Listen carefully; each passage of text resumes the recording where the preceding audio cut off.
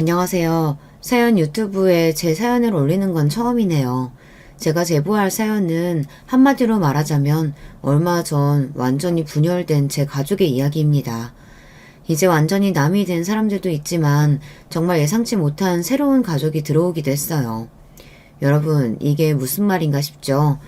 직접 겪은 저도 이 모든 것을 받아들이기가 정말 쉽지 않았습니다. 저에게 있었던 일을 간단히 말하자면 저 빼고 동서들은 전부 이혼당하고 남편은 태어나서 처음 본 새로운 남동생을 얻게 되었어요. 지금 생각해도 참 정신없고 다신 겪고 싶지 않은 폭탄 같은 날들이었습니다. 지금부터 제가 겪은 말도 안 되는 일들을 천천히 말씀드릴게요. 저는 아버지가 일찍 돌아가셔서 늘 아버지의 품을 그리워하며 자랐습니다. 남편과 결혼하게 된 것도 남편이 아빠 같은 모습이 많이 있었어서 그 모습에 제가 반했던 것 같아요. 회사에서 만났는데 저랑 나이 차이는 많이 안 나지만 정말 성숙한 사람이고 저를 잘 챙겨줬어요. 남편의 그런 모습이 어디서 나왔는지 늘 궁금했는데 아버님을 뵙고 나니 바로 알겠더군요. 아버님은 남편과 정말 비슷한 느낌이었어요. 지금도 아버님께 첫 인사를 갔을 때의 기억이 생생합니다. 정말 인상이 너무 좋으시고 저에게 친절하시고 너무 잘해주셨어요. 아버님은 이후에 결혼하고 나서도 저 맛있는 거 사 먹으라고 늘 남편 몰래 제 용돈을 챙겨주시고 회사 일이 힘들지는 않는지 제 남편이 저에게는 잘 해주는지를 묻곤 하셨어요. 정말 저에게 아빠가 생길 듯한 느낌이었습니다. 저는 지금도 아버님을 만나게 돼서 너무 다행이라고 생각하고요. 제가 참 시댁 복이 많은 사람이라고 생각하고 있습니다. 저도 아버지가 일찍 돌아가신 안타까운 가정사를 가지고 있는데 남편도 저랑 비슷한 가정사를 가지고 있었어요. 바로 남편의 어머님이 일찍 돌아가셨다는 것이었죠. 지금 생각해보면 서로 이렇게 어릴 때 겪은 아픔을 공유하며 더 친해질 수 있었는데요. 그래서 빠른 시일 내에 마음의 유문을 열었던 것 같아요. 형제 관계는 저와는 좀 달랐어요. 저는 외동으로 자랐는데 남편에게는 남동생이 2명 있었습니다. 아버님 혼자서 제 남편을 포함한 도련님들을 전부 키우셨다는 사실이 너무 대단하지 않나요? 그것도 그냥 키우신 게 아니라 정말 반듯하게 모든 아들들을 잘 키워내셨습니다. 제가 처음에 도련님을 보고 깜짝 놀랐던 건 제 남편도 너무 좋은 사람이었는데 도련님들도 하나같이 성격이 좋다는 것이었어요. 정말 삼형제가 어떻게 이렇게 사람이 괜찮을 수 있는지 그만큼 아버님이 삼형제를 잘 키우기 위해 많이 노력을 하신 것 같았습니다. 여러분, 그럼 이렇게 아무 문제가 없고 완벽한 가족인데 도대체 왜 분열이 생기게 된 걸까요? 그건 바로 도련님과는 완전히 딴판인 동서들 때문이었습니다. 제가 남편과 결혼하고 1년 후에 둘째 도련님, 그리고 1년 후에 셋째 도련님이 연달아 결혼을 했어요. 저는 동서들이 생긴다는 생각에 처음에는 기대도 되고 기뻤습니다. 하지만 동서들은 정말 저와는 성격이 정반대였어요. 아직도 처음 동서들을 만났을 때를 잊을 수가 없습니다. 이런 경우는 처음 봤거든요. 여러분, 첫 명절에 일하기 싫어서 일을 대신할 아주머니를 데려오는 며느리를 본 적 있으신가요? 이걸 해낸 게 제 둘째 동서입니다. 사실 둘째 동서를 처음 봤을 때부터 손 하나 까딱하지 않고 앉아만 있었어요. 이번 명절에는 네일 아트를 하고 내일이 상할까봐 일을 할 수 없다며 아주머니를 데려왔다는데 참 아버님이 당황하시던 그 표정을 아직도 생생하네요. 저희는 명절 때 제사를 지내기 때문에 제사 음식을 해야 해요. 그런데 처음 보는 아주머니를 집안에 들여서 제사 음식을 하게 한다는 것 자체가 아버님은 좀 껄끄러우신 것 같았습니다. 결국 아주머님을 돌려보냈고 요리도 할 줄 모르고 내일 때문에 요리를 할 수 없다는 동서만 두고 저 혼자 음식을 다 만들었어요. 제가 형님이라도 기강을 잡을 생각은 없었지만 정말 이건 아닌 것 같아서 저녁 때 둘째 동서에게 이 상황에 대해 진지하게 이야기했습니다. 하지만 뭐가 문제인지 전혀 모르는 눈치더군요. 형님, 요즘 세대가 어떤 세대인데 명절 음식을 저희가 직접 해요. 아버님한테 미리 얘기했었으면 절대 아주머니 데려오지 말라고 하셨겠죠. 근데 그렇다고 제가 요리를 할 순 없잖아요? 저 집에서 요리해 본 적도 없어요. 이렇게 말하더니 저보고 앞으로 명절 때마다 일할 아주머니를 데리고 오자고 하더군요. 사실 너무 어이가 없었지만 그때는 동서가 많이 어리기 때문에 어리니까 그럴 수 있지 하면서 넘겼습니다. 그러곤 속으로 생각했죠. 곧 셋째 도련님이 결혼하시면 또 다른 동서가 생기니까 좀 괜찮겠지, 이렇게요. 그런데 여러분, 왜 저에게만 이런 일이 생기는 걸까요? 셋째 동서는 둘째 동서보다 더 심각했습니다. 정말 제가 상상한 것 이상이었죠. 셋째 도련님이 결혼한 후 첫 명절에 아예 오지도 않더라고요. 그 이유가 뭔지 아시나요? 명절만큼 긴 휴가가 없기 때문에 그때 쉬어야 한다고 혼자 휴가를 떠났다고 하네요. 셋째 도련님이 그래도 첫 명절은 같이 가족들이랑 보내야 하지 않냐고 하니까 요즘 누가 명절을 챙기냐고 아버님 보고는 앞으로 명절 때는 각자 집에서 휴식 취하고 날 잡아서 따로 모이자고 전해달라고 했다네요. 이 얘기를 들은 둘째 동서의 반응도 가관이었습니다. 뭐야, 이럴 거면 나도 안 왔지. 아버님, 명절에 누구는 오고 누구는 안 오는 게 말이 돼요? 저도 안 올래요. 솔직히 누가 쉬고 싶지 여기 오고 싶겠냐고요. 딱 저렇게 아버님이 있는 데서 대놓고 말하더군요. 성격 좋은 아버님은 눈치를 보며 허허 웃으셨습니다. 사실 저희가 평소에 아버님 집에 자주 찾아뵙는 것도 아니거든요. 거기다가 아버님은 정말 며느리들에게 용돈도 잘 챙겨주세요. 그러면 다른 날도 아닌 명절에는 와서 인사도 드리고 맛있는 밥도 차려드리고 제사 지내는 것도 도와드리고 가족끼리 이 정도는 할 수 있는 거 아닌가요? 아버님 앞에서 대놓고 오기 싫다고 말하는 게 정말 저는 무례하다고 생각이 들었습니다. 너무 성격도 좋고 괜찮은 도련님들이 왜 이런 사람들을 만났는지 정말 이해가 되지 않았어요. 결국 제 남편이 이 문제를 도련님들께 진지하게 이야기했고 도련님들이 동서에게 제대로 말을 했다고 합니다.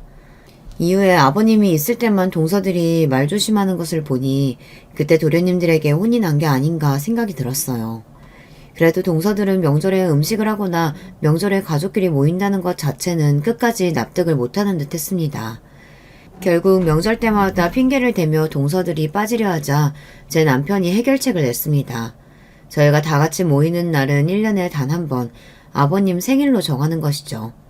사실 저는 아버님께 늘 감사한 마음이었기 때문에 명절이 아니라도 늘 찾아와서 아버님께 맛있는 음식도 해드리고 여러 가지 이야기를 나누었어요. 여쭤보니 동서들은 정말 생일날 말고는 한 번도 오지를 않는다더군요. 제가 아버님께 한 번은 이런 질문을 한 적이 있었습니다. 아버님, 그래도 며느리들이 명절에도 안 오는데 섭섭하지 않으세요? 다른 집은 다 명절에 모이고 그러잖아요. 괜찮아. 요즘 애들 먹고 살기 바쁘잖아. 명절에 쉬고 싶은데 당연한 거지. 나는 그냥 우리 아들이랑 잘 살기만 하면 돼. 그리고 나한테 다들 싹싹하니 잘하잖니. 나는 우리 며느리들 모두에게 너무 고마워. 저는 아버님이 좋은 분이라는 걸 알고 있었지만 아버님의 대답을 듣고 정말 놀랐어요. 요즘 며느리한테 이렇게 말해주는 시아버지가 있나요?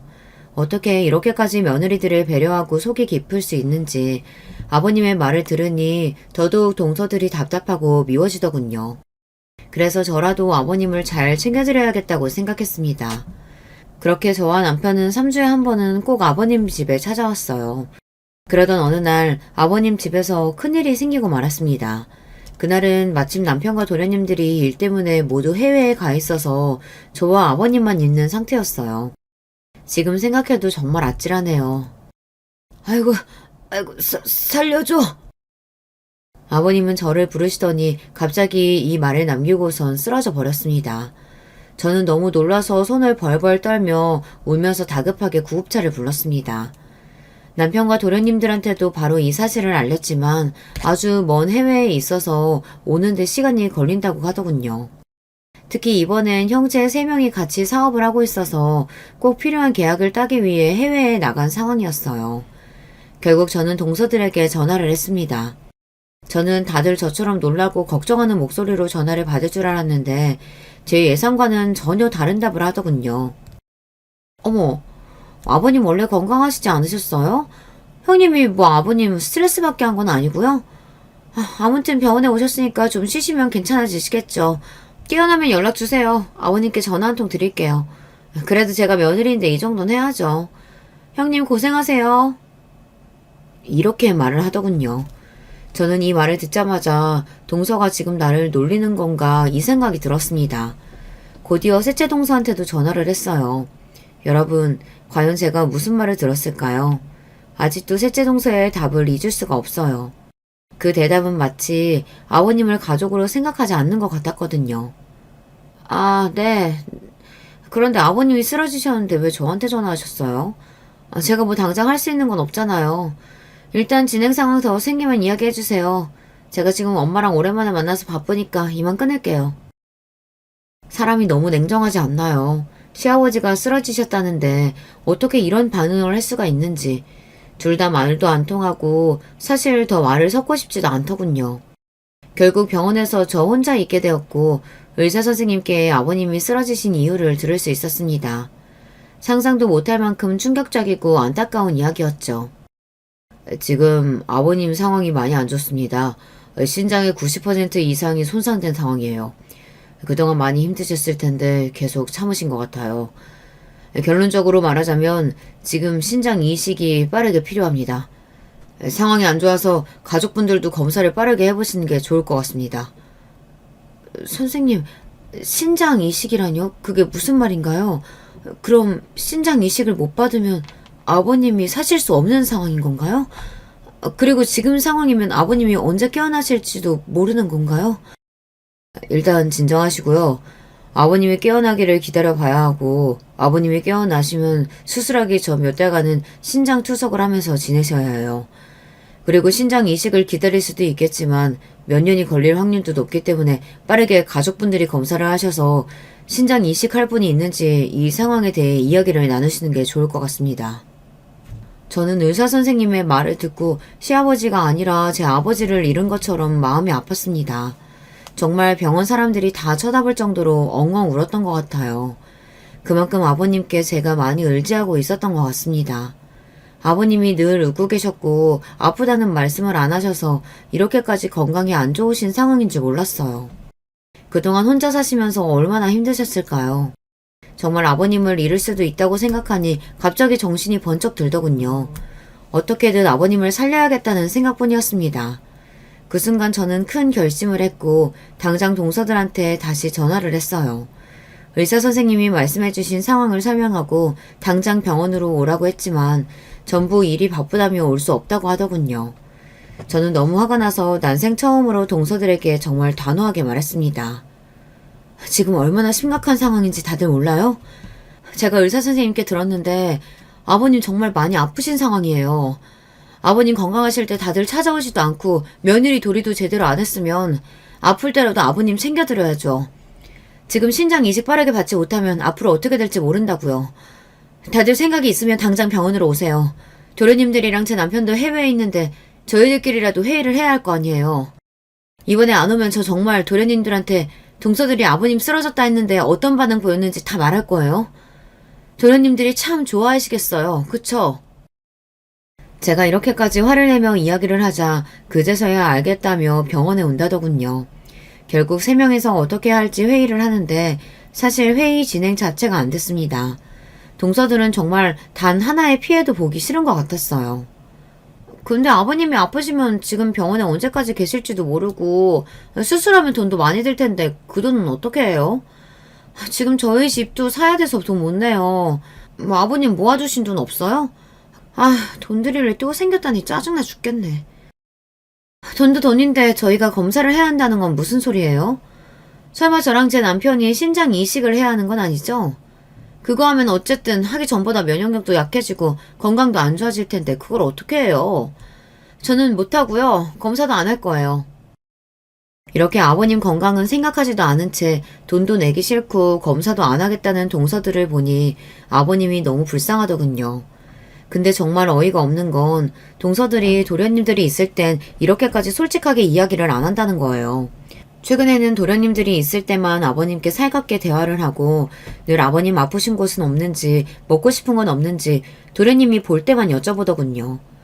이번에도 만약 도련님들이 옆에 있었다면 이렇게까지 노골적으로 싫다고 이야기하진 않았겠죠. 그들의 가식을 보니 정말 토가 나올 것 같았어요. 한마디로 역겨웠습니다. 저는 동서들에게 제 남편과 도련님들이 돌아오기 전까지는 저희들끼리 돌아가며 아버님 곁에 있어야 한다고 이야기했어요. 그렇게 동서들에게 실망한 다음 날 정말 다행히도 아버님이 깨어나셨습니다. 역시나 아버님이 깨어나자마자 동서들은 가식을 떨더군요. 아마 도련님들이랑 싸우기 싫어서 그러는 거겠죠. 아버님 쓰러지셨다면서요? 아우, 저희가 얼마나 걱정했는지 몰라요. 아무튼 이제 저희가 왔으니까 너무 걱정하지 마세요. 아버님 아프시면 진작 말을 하시지 그러셨어요. 그럼 저희가 뭐라도 해드렸을 텐데. 하필 이럴 때 아들들이 해외에 나가 있어요. 참 도움도 안 돼요. 그쵸? 아들들 올 동안 저희가 옆에 있을게요. 참 둘 다 말은 청산유수인데 행동도 제대로 하면 얼마나 좋을까요? 그래도 저는 동서들이 아버님 간병을 절대 안 한다고 할 줄 알았는데 도련님이랑 제 남편이 올 때까지 돌아가면서 간병을 하자는 제 말에 동의하는 걸 보고 그래도 아버님을 걱정하는 마음은 다들 있구나 생각했습니다. 그렇게 짧게 동서들을 보자마자 아버님은 다시 깊은 잠에 드셨습니다. 이후로도 깨어있는 시간이 굉장히 적으셨어요. 몸에는 힘도 없으시고 아무리 깨어도 깨어나기 힘들어 하셨죠. 이런 아버님의 상태는 정말 저를 미치고 불안하게 만들었어요. 아버님은 정말 많이 힘들어 하셨습니다. 아무리 적어도 3일 후에야 남편과 도련님이 해외에서 돌아오기 때문에 그때까지는 저와 동서들이 어떻게든 아버님 곁을 지켜야 했고 결국 회의 끝에 첫째 날은 둘째 동서, 둘째 날은 셋째 동서, 이후에 제가 아버님 곁을 지키기로 했습니다. 그리고 둘째 동서가 아버님을 간병하기로 한 그날 정말 간호사분들께 사과를 드린 만큼 죄송하고 쪽팔리는 일이 생기고 말았습니다. 결국 그 일 때문에 저는 잠시 집을 갔다가 다시 와야 했죠. 제가 병원을 나간 이후 둘째 동서는 아버님이 몸이 불편하다 덥다고 말할 때마다 어떻게 해야 할지 몰라 간호사분들을 불렀다고 합니다. 그리고 간호사분들의 처치가 마음에 안 들었는지 무작정 짜증을 냈다고 해요. 아버님 이렇게 눕혀놓으면 또 나중에 불편하다고 저한테 뭐라고 하실 것 같은데 다시 제대로 해주세요. 환자분이 이 자세로 계속 계셔야 통증도 덜하고 편할 거예요. 그리고 보호자분이 환자분 상태 보시면서 온도나 자세 계속 바꿔주시면 좋습니다. 네? 그걸 저보고 다 하라고요? 그럼 간호사님은 뭐 하시는데요? 그냥 제가 신경 쓸 일 없도록 간호사님이 자주 와서 환자 상태 제대로 체크하면 되잖아요. 둘째 동서는 이런 식으로 틈날 때마다 간호사님들을 불렀고 보호자가 해야 할 역할을 모두 간호사에게 해달라고 했다네요. 결국 20번 이상 병실을 왔다 갔다 한 간호사님이 도저히 참지 못하고 화를 냈다고 합니다. 보호자분 지금 뭐 하시는 거예요? 저희도 다들 바쁜 사람이에요. 간호사를 20번 이상 부르셨잖아요. 보호자님이 해야 할 일을 모두 저희한테 시키시면 안 되죠. 이렇게 환자분 간호 제대로 안 하고 간호사들한테 피해 계속 주실 거면 나가주셨으면 좋겠네요. 정말 참다 말씀드립니다. 간호사 주제에 지금 보호자한테 이런 식으로 말을 한다고?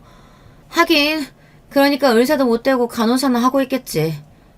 짜증나. 내가 이런 간호사들이랑 말을 섞고 있어야 한다니. 나라고 여기서 안 나가고 싶은 줄 알아? 이렇게 둘째 동서는 간호사분과 엄청 크게 싸웠고 병원에 있는 사람들이 모두 그 광경을 목격하자 쪽팔린 동서는 저에게 전화를 했습니다. 형님, 지금 당장 와주세요. 형님은 무슨 이런 병원에 아버님을 입원시켰어요? 여기 간호사들 다 이상해요. 수준 떨어진다고요. 제가 뭐 20번 이상 자기들을 불렀다면서 저한테 화를 내던데요? 아니 제가 이상한 거예요? 제가 말하기 전에 진작 와서 아버님 상태 계속 봐줬으면 제가 불렀겠냐고요. 아무튼 저는 간호사랑 싸우고 여기 있는 사람들한테 쪽팔려서 더 이상 병원에 못 있겠어서 지금 나왔거든요. 저는 할 만큼 했으니까 이 병원 찾은 형님이 나머지 해결하세요. 끊겠습니다. 참 이게 무슨 말도 안 되는 소린지 정말 이렇게 황당한 말을 하고선 전화를 끊더군요. 결국 혼자 있는 아버님이 걱정된 저는 집으로 가던 도중에 다시 병원으로 향했습니다. 그리고 그날 결국 제가 아버님을 돌보게 되었죠. 간호사님들께도 제가 대신 죄송하다고 사과를 드렸어요. 주변 사람들은 저에게 다 둘째 동서가 정말 온갖 진상의 행패를 다 부렸다고 하더군요. 괜히 아버님 얼굴에 먹칠하는 건 아닌지 제가 아버님께 너무 죄송했습니다. 그렇게 겨우 하루를 지나 보내고 다음 날이 되었어요. 다음 날은 셋째 동서가 아버님을 간호하기로 한 날이었어요. 저는 오늘은 정말로 집에 다녀야 할 것 같아서 셋째 동서가 도착하자마자 병원을 나왔습니다. 그리고 어제와 같은 일이 다신 생기지 않기 위해 셋째 동서에게 신신당부를 했어요. 동서, 혹시나 해서 하는 말인데 간호사분들 너무 많이 안 불렀으면 좋겠어. 바쁘신 분들이다 보니 정말 필요할 때만 불러야 되고 계속 아버님 자세나 온도 체크하면서 아버님이 불편하지 않도록 잘 챙겨줬으면 해. 알겠지? 네 형님. 사실 뭐 아버님이 정신이 이상한 것도 아니고 제가 하루 종일 아버님과 말해야 하는 상황인 건 아니잖아요. 그렇다면 제 시간도 나름 있는 것 같고 그렇게 힘들 것 같진 않네요. 걱정 말고 다녀오세요. 저는 셋째 동서의 말을 믿고 편안한 마음으로 집에 갔습니다. 하지만 몇 시간이 채 지나지 않아 휴대폰으로 미친 듯이 전화가 오더군요. 정말 불길한 느낌이 들었습니다. 그리고 제 예감은 틀리지 않았어요. 형님, 간병이 이런 거였어요? 왜 진작 말씀을 안 해주셨어요? 아니 제가 아버님 똥오줌까지 받아야 되냐고요. 형님 분명히 말하는데 전 냄새나는 노인 절대 간병 못해요. 이렇게 어이없는 말을 남기고 셋째 며느리는 아버님을 둔 채 떠나버렸습니다. 여러분, 어떻게 아파서 사경을 헤매는 시아버지를 보고 냄새나는 노인이라는 말을 할 수가 있죠. 정말 저는 당장이라도 도련님께 전화해서 셋째 동서가 저에게 한 말을 그대로 전해주고 싶었습니다. 제가 만약 제 남편이 제 가족에게 그런 이야기를 했단 걸 알게 되면 저는 그날로 정이 떨어져서 절대 같이 못 살 것 같거든요. 정말 둘째 동서한테 실망한 것 이상으로 셋째 동서한테도 크게 실망을 했습니다. 그리고 저는 집에 가는 도중에 또 병원으로 돌아왔습니다. 병원에 가니까 옆에 있던 보호자분이 저에게 할 말이 있다고 하더군요. 그분이 해주신 말씀은 정말 충격적이었어요. 대체 오늘 있었던 사람 누구야? 자기처럼 며느리인 것 같긴 한데 정말 너무하더라. 자기 시아버님은 쳐다도 안 보고 계속 폰만 만지지는 않나. 친구랑 1시간 동안 떠들면서 전화한다고 병실에 있는 환자들 아무도 잠 못 자게 하질 않나. 아예 자기밖에 모르던데? 진짜 사람이 기본 개념이 없더라. 아버님 똥오줌도 치우지도 않은 채로 그냥 가버려서 나랑 저기 있는 간호사가 다 치웠잖아. 어떻게 자기랑 저렇게 다를 수가 있는 건지 참. 아픈 사람한테는 정말 그러면 안 되는 거거든. 아버님 지금 아파서 정신이 없어도 이상한 분명히 느끼실 거야. 얼마나 쪽팔리고 미안하겠어. 아무튼 자기가 따끔하게 혼 좀 내야겠더라. 여러분, 대체 제 동서들은 왜 이러는 걸까요? 한 달 간호하는 것도 아니고 단 하루를 제대로 못하는 게 말이 되나요? 정말이지 셋째 동서가 한 행동은 둘째 동서보다 더 생각이 없는 행동들이었어요. 제가 병실에 있는 다른 분들을 통해 이런 이야기를 들으니 너무 속상하고 쪽팔려서 얼굴이 다 빨개지더군요. 그래도 정말 다행인 건 제가 옆에 있는 다른 환자분 보호자님들과 친해져서 가족끼리도 힘든 똥오줌 처리를 도와주셨다는 것입니다. 저는 연신 감사하다고 말씀을 드렸고 다른 환자분들이랑 보호자분들께 피해를 끼쳐서 죄송하다고 진심으로 사과했습니다. 다행인지 불행인지 아버님은 정신이 없으셔서 이 상황을 잘 인지하지 못하고 있는 것 같았어요. 아버님이 셋째 동서가 말한 망언을 들으면 얼마나 마음이 아프고 미안하셨겠어요. 저는 이 일이 있은 이후로 절대 동서들한테 아버님 간병을 맡기지 않아야겠다고 결심했습니다. 결국 이런저런 일을 겪으며 저 혼자 아버님의 간병을 맡게 되었어요. 동서들은 그렇게 떠나놓고선 저에게 미안하다는 카톡도 보내지 않았습니다. 좀 더 심하게 말하면 둘 다 가정교육을 제대로 받지 못했다는 생각이 들더군요.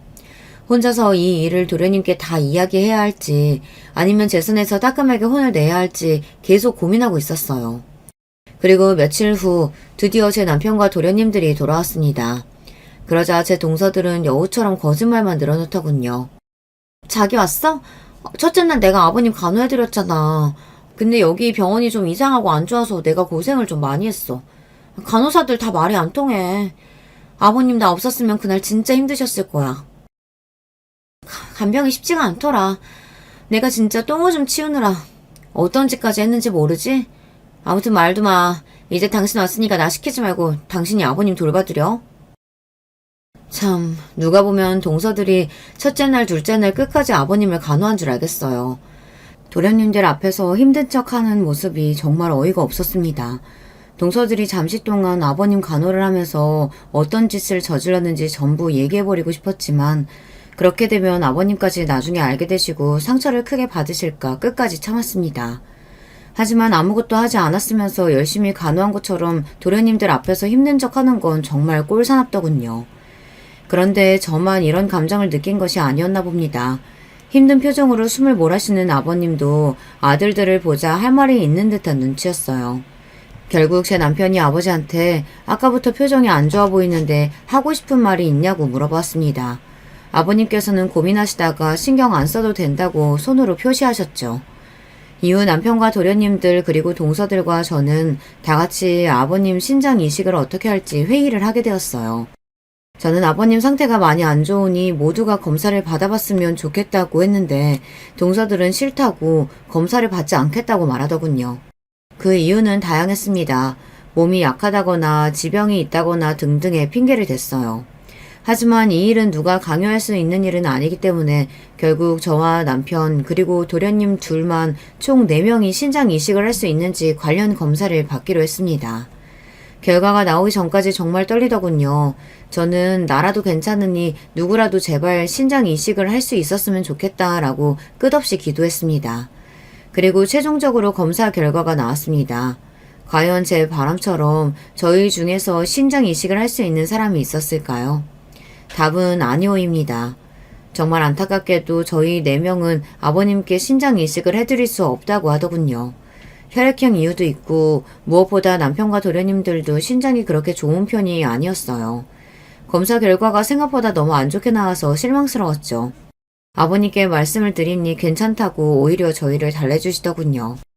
그렇다고 몇 년 동안 언제 올지 모르는 신장 이식 순서만 기다리고 있을 수는 없어서 저와 남편 그리고 도련님들은 어떻게 이 상황을 해결해야 할지 계속 고민하고 있었습니다. 그나마 다행인 건 병원에서 신장 투석도 받고 밥도 열심히 드시고 하니까 아버님 안색은 예전보다 좋아지시는 것 같았어요. 사람들은 저에게 제가 열심히 아버님 간호를 잘 해드려서 아버님 안색이 좋아지고 있는 거라고 했습니다. 제 남편은 제가 힘들까봐 걱정됐는지 중간에 간병인을 구하자고 하더군요. 하지만 차마 아버님을 모르는 사람에게 맡길 수 없어서 저는 끝까지 옆에 있겠다고 했습니다. 제가 아버님을 어떻게 간호했는지 생각해보면 참 열정 그 자체였던 것 같아요. 솔직히 지금 다시 하라고 하면 그만큼 할 수 있을지 모르겠네요. 늘 하루에 2번 이상 아버님과 산책을 나갔고 병원에 아버님 또래의 분들과도 제가 먼저 친해져서 아버님이 심심하지 않도록 친구도 많이 만들어드렸어요. 그리고 병원 간호사님들께도 늘 간식을 챙겨드리며 아버님 잘 부탁드린다고 말씀드렸죠. 다들 저에게 며느리가 이렇게 시아버지를 열심히 간병하는 경우는 처음 봤다면서 대단하다고 하더군요. 하지만 저는 그만큼 아버님이 저에게 소중한 존재였기 때문에 당연한 일이라고 늘 생각했습니다. 그러던 어느 날 제가 아버님을 도저히 간병할 수 없는 일이 생기고 말았습니다. 뭐? 그게 진짜야? 지금 당장 달려갈게. 바로 저희 어머니가 화장실에서 미끄러지면서 응급실에 실려갔다는 전화를 받게 된 것이었어요. 결국 저는 급하게 동서들한테 전화를 해서 잠시만 아버님을 봐달라고 말했습니다. 그러자 동서들은 절대 안 된다고 말하더군요. 그 안 된다는 이유가 뭔지 아시나요? 형님, 저 저번에 아버님 간호하고 며칠 동안 알아 누웠어요. 노인네들 간병하는 게 아무나 하는 거 아니에요. 죄송해요. 저 체력이 너무 약해서 진짜 쓰러질 수도 있을 것 같아요. 제가 가야 돼요? 그냥 제 남편 부르세요. 저 비위 약해서 다른 사람 떡내세, 오줌 내세 절대 못 맞는다니까요. 네, 이런 이유들을 말하더군요. 남편에게 동서들이 아무도 올 수 없다고 하자 이유를 묻던데 제가 차마 이런 이유를 이야기할 수가 없었습니다. 결국 급하게 간병인 선생님을 모시게 되었어요. 다행히 간병인 선생님이 너무 좋은 분이셔서 아버님도 편안해 보이시더군요. 결국 남편의 제안으로 저와 간병인 선생님이 하루씩 돌아가며 아버님의 간병을 맡기로 하였습니다.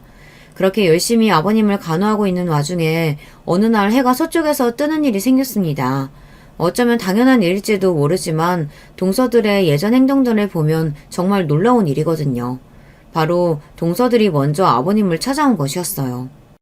아버님, 저희 왔어요. 형님, 저희 왔어요. 계속 병원에 있으니까 힘드시죠? 마침 저희가 형님도 좀 쉬시게 해드릴 겸 아버님도 보고 싶어서 왔어요. 그리고 형님께 할 말도 있는데 잠시 시간 되시죠? 그렇게 동서들의 제안으로 저는 병원에서 동서들과 이야기를 나누게 됐습니다. 단 한 번도 저에게 먼저 대화를 건 적이 없어서 대체 무슨 일일까 궁금했어요. 이제 좀 다들 철이 든 건 아닐까 기대도 했었는데 참 동서들이 한 얘기가 뭔 줄 아시나요? 형님, 혹시 아버님이 형님한테 유산 얘기 안 했어요? 했죠. 안 했을 리가 없잖아요. 지금 아버님 신장 이식할 사람 못 구하고 있는데 아버님도 아실 거 아니에요. 안 좋은 상황까지 올 수도 있다는 거. 그러면 혹시 모를 상황 대비해서 유산 상속 어떻게 해야 될지 분명히 생각하고 계실 텐데. 형님은 가까이 있으니까 아버님이랑 이런 대화 나누지 않아요? 동서들이 저에게 묻고 싶은 말은 아버님 건강에 대한 게 아니라 그저 유산 상속에 대한 것이었습니다.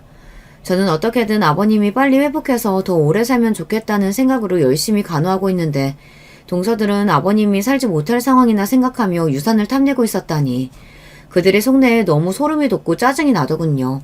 겨우 화를 참고 동서들에게 얘기했습니다. 지금 갑자기 찾아와서 무슨 얘기하는 거야?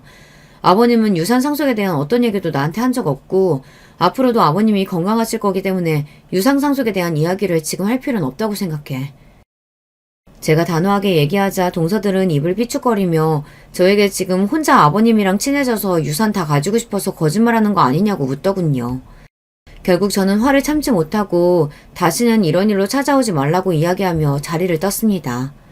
이후 둘의 대화가 궁금해서 몰래 들어봤는데 둘의 대화가 너무 마음에 걸리더군요. 그러면 그거 어떻게 해결해? 돈 있어야 되잖아. 두고 봐. 어차피 아버님 지금 방법 없잖아. 그럼 우리한테 오게 돼 있어. 저 대화에서 꼭 아버님과 도련님들 몰래 일을 꾸미고 있는 것 같았습니다. 그리고 그 일에 돈이 필요해서 저렇게 아버님 유산을 탐내는 건 아닐까 생각도 들었죠. 물론 물증이 없어서 더 이상 제가 할 수 있는 말은 없는 것 같네요. 이렇게 동서들이 아버님 재산을 탐내고 있을 때에도 저는 어떻게 하면 아버님이 살 수 있을지 생각했습니다. 그리고 며칠 후 아버님을 살릴 수 있는 예상치 못한 인물이 병원에 등장했어요. 이 일로 제 남편과 저 도련님들 동서 모두가 난리가 났습니다. 아버님을 찾아온 사람은 19살의 어린 소년이었는데 자기가 아버님의 아들이라고 말하더군요. 제 남편이 예전에 아버님이 여자친구가 있으셨다고 말한 적이 있었는데 저는 그때 태어난 아이가 아닐까 추측했습니다.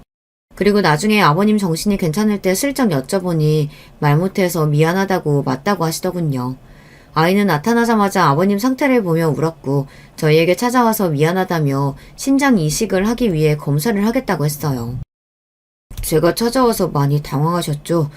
저도 다들 놀라실까봐 안 오려고 했는데 제 아버지 신장 이식하고 싶어서 찾아왔습니다. 죄송합니다. 신장 이식만 해드리고 다시는 안 나타날게요. 처음엔 도련님의 존재가 너무 놀라웠지만 어린 나이에도 성숙하게 말하는 도련님을 보자 마음 한쪽이 찡해졌습니다. 사실 아무리 가족이라도 신장 이식을 하는 게 쉬운 결정은 아니잖아요. 어린 나이에 저런 생각을 하는 게 정말 대단하다고 느꼈습니다. 그리고 얼마 후 검사 결과가 나왔는데 다행히도 신장이 아주 건강해서 이식을 할 수 있다고 하더군요. 저는 갑자기 나타난 도련님께 정말 감사하다고 말하며 병원에 올 때마다 맛있는 것도 사주며 이야기를 들어주며 수술 전까지 계속해서 안심을 시켜주었어요. 하지만 동서들은 이 상황이 마음에 들지 않는 듯 했어요. 어린 도련님을 볼 때마다 눈치를 주며 갑자기 나타난 아이를 어떻게 믿냐며 신장 이식을 꼭 이 아이한테 받아야 하냐고 묻더군요. 저로선 이해가 되지 않았지만 신장 이식은 당연히 빠르게 해야 했고 어린 도련님께 저희가 고마워해야 할 상황 아닌가요? 그러자 셋째 동서는 정말 아버님의 아들이 맞는지도 의심된다고 얘기했어요. 결국 어린 도련님은 나중에 유전자 검사지까지 들고 왔습니다. 그러자 더 이상 동서들도 아무 말을 못하더군요. 저는 어린 도련님이 동서들 때문에 스트레스를 받아서 마음이 바뀌면 아버님이 신장 이식을 받지 못할 수도 있다는 생각이 들어 동서들과 어린 도련님을 최대한 만나지 못하게 하였습니다. 그렇게 드디어 기다리고 기다리던 아버님이 신장 이식을 받는 날이 되었습니다. 저는 전날 밤 너무 긴장돼서 한숨도 자지 못했어요. 저도 이렇게 떨리는데 어린 19살 아이는 얼마나 무서울까 생각이 들더군요. 수술을 하는 동안 계속해서 기도를 했습니다. 그리고 정말 다행히도 의사 선생님이 수술이 잘 끝났다고 말하더군요. 이후 아버님의 상태를 살펴봤는데 생각보다 괜찮으신 듯 했습니다. 하지만 문제는 19살의 도련님이었어요. 도련님은 형들이 괜찮냐고 물었을 땐 억지로 웃으면서 괜찮다고 하더니 제가 따로 물어보자 숨을 몰아쉬며 너무 아프다고 털어놓더군요. 형수님, 이거 통증이 정말 제가 생각지도 못할 정도로 너무 아픕니다. 이 말을 듣자마자 제가 깜짝 놀라서 의사 선생님을 불렀어요. 하지만 의사 선생님은 이미 무통조사를 놓았고 원래 수술 후 통증이 있을 수도 있기 때문에 더 할 수 있는 게 없다고 하더군요. 어린 도련님은 그날 이후에도 너무 힘들어했습니다. 나중에는 제 남편이 왔을 때도 너무 아프다며 살려달라고 하더군요. 결국 저는 다시 의사 선생님을 불렀습니다. 어린 도련님이 너무 아파하는 것을 보자 정말 죄송하게도 의사 선생님께 어떻게든 해달라며 화를 내버렸죠. 선생님, 사람이 이렇게 아파하는데 병원에서 아무것도 해줄 수 없다는 게 말이 되나요? 와서 뭐라도 해주셔야죠. 어느 정도 이성을 잃은 저를 보자 의사 선생님은 결국 다시 와서 어린 도련님을 봐주셨고 끙끙 앓는 도련님에게 마약성 진통제를 추가해 주셨습니다. 드디어 도련님이 좀 괜찮아지시겠구나 생각했는데 이후에도 도련님은 엄청 아파하시더군요. 결국 계속 힘들어하시다가 기절하듯 잠이 들었습니다. 어린 도련님은 그렇게 며칠 동안 심한 통증을 호소했어요. 다음 날에도 다다음 날에도 계속해서요.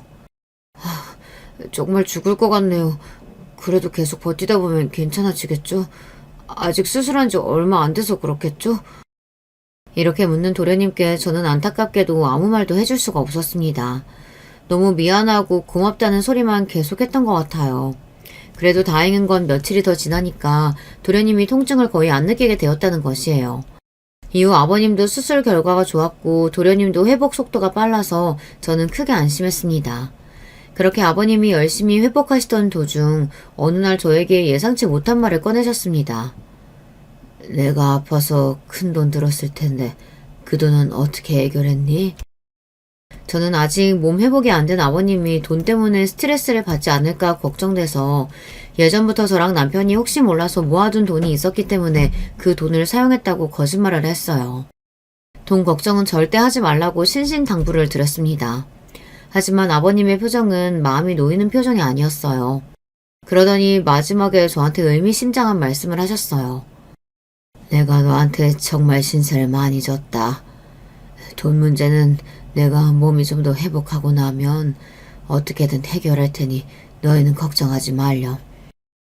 날 위해서 그렇게 큰 돈을 쓰다니 고맙다. 네가 있어서 사는 게 얼마나 든든한지 몰라. 저는 어떻게든 해결한다는 아버님의 말씀이 아버님이 무리하게 돈을 구해서 저한테 주시려는 건 줄 알고 혹시라도 저 때문에 돈을 힘들게 구할 생각이라면 절대 그렇게 하실 필요 없다고 몇 번이나 말씀드렸습니다. 아버님은 마음만으로도 너무 고맙다고 계속해서 말씀하셨죠. 그 후 제가 그토록 바랬던 아버님과 도련님의 퇴원날이 되었습니다. 저는 저희 집으로 아버님과 도련님을 초대해서 건강한 집밥을 차려드렸어요. 그리고 도련님과 아버님께 제가 먼저 쉽지 않은 말을 꺼냈습니다. 두 분이 어떻게 반응할지 몰라서 제가 더 긴장했어요. 아버님, 도련님, 제가 고민을 해봤는데 좀 더 몸 회복하실 동안만 저희랑 같이 사시는 건 어때요? 두 분 다 병원도 자주 가봐야 하고 건강하게 잘 챙겨 드셔야 하잖아요. 아무래도 두 분이 혼자 사시니까 음식 챙겨드리긴 힘들 것 같아서 고민하다가 말씀드리는 거예요. 제가 이 말을 꺼내자마자 남편도 놀라운 눈으로 저를 보더군요. 남편에게 상의하기 전에 아버님과 도련님 의견을 먼저 여쭙고 싶어서 제가 이야기를 먼저 꺼낸 것이었습니다. 그러자 아버님의 반응이 너무 감동적이었습니다. 정말 고맙다. 내가 어떻게 너 같은 며느리를 얻게 됐는지 모르겠어. 전생에 무슨 공헌을 했길래. 너가 너무 좋은 아이라는 건 알았지만 내가 정말 아프고 오니 사람의 진가가 더 잘 보이는구나. 나는 앞으로 너 딸처럼 생각할 거야. 뒤이어 도련님도 감격스러운 표정으로 저에게 말했습니다. 형수님, 어쩌면 형수님 입장에서는 제가 너무 갑작스러우실 텐데 이렇게 저까지 생각해 주셔서 감사합니다. 혹시 괜찮으시다면 제가 1년 안으로 다시 엄마를 만나기 위해 외국으로 갈 때까지만 신세 지겠습니다. 혹시 제가 도울 일 있다면 언제든 말씀해 주세요. 정말 감사합니다. 다행히 아버님과 도련님이 너무 좋아해 주셨고 남편도 흔쾌히 좋다고 해서 그렇게 약 1년간 4명이 같이 살게 되었어요. 새로운 가족의 형태였지만 잘 적응해서 평탄하게 하루하루를 보냈어요. 어느덧 아버님의 생신날이 되었습니다. 이날은 동서들도 모이는 1년에 한 번 있는 날이었죠. 건강식으로 저는 생신상을 차렸고 모든 가족이 모였습니다. 그러자 갑자기 아버님이 깜짝 놀랄만한 이야기를 꺼내시더군요. 내가 아픈 동안 며느리들은 날 간호했고 내 아들들은 열심히 돈 벌어서 내 병원비 냈다고 들었다. 모두에게 고맙다. 너희 아니었으면 난 이 세상에 없었을 거야. 내가 너희한테 너무 고마워서 작은 선물을 준비했다. 지금 다들 각자 통장 확인해보렴.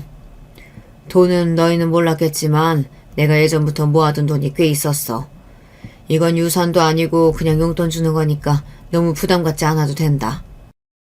아버님의 폭탄 발언에 저희는 모두 서로의 눈치를 보며 얼른 통장 잔액을 확인해 보았습니다.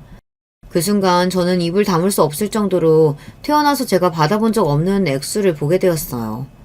1억이 제 통장에 꽂혀 있는 것이었어요. 너무 감사하면서도 받을 수 있는 금액이 아니라는 생각에 아버님께 말씀드렸죠. 아버님, 그래도 그렇지 저희한테 1억씩 보내시면 어떡해요. 저는 아버님이 이렇게 건강하게 살아계신 것만으로도 너무 기뻐요. 용돈 너무 많이 주신 것 같아요. 아버님은 그저 허허 웃으시더군요. 그런데 제 말을 들은 둘째 동서와 셋째 동서의 표정이 좀 이상했습니다. 그러더니 억울한 표정으로 한마디씩 하더군요. 형님, 1억이라뇨?